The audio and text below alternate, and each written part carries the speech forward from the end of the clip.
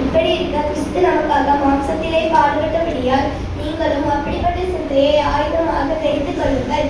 ஏனென்றால் மாம்சத்தில் பாடுபடுகிறவர் இனி மாம்சத்தின் காலம் வரைக்கும் மனுஷனுடைய இச்சைகளின்படி பிழைக்காமல் தேவனுடைய சித்தத்தின்படி பிழைக்கத்தக்க பாவங்களை விட்டு சென்ற வாழ்நாள் காலத்திலே நாம் புறஜாதிகளுடைய இஷ்டத்தின்படி நடந்து கொண்டது போதும். அப்பொழுது நாம் காமவிகாரத்தையும் துணிச்சைகளையும் நடப்பித்து மதுபானம் பண்ணி களியாட்டு செய்து அருவிருப்பான விக்கிரக ஆராதனையை செய்து வந்தோம்.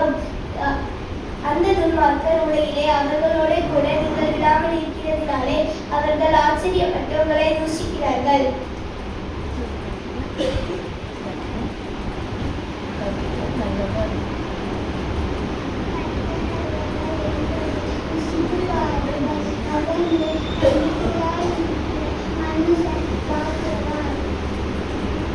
கர்த்தர் என் மேய்ப்பராய் இருக்கிறார், நான் தாழ்ச்சி அடையேன். அவர் என்னை புல்லுள்ள இடங்களில் மேய்த்து அமர்ந்த தண்ணீர் அண்டைகளில் கொண்டு போய் விடுகிறார்.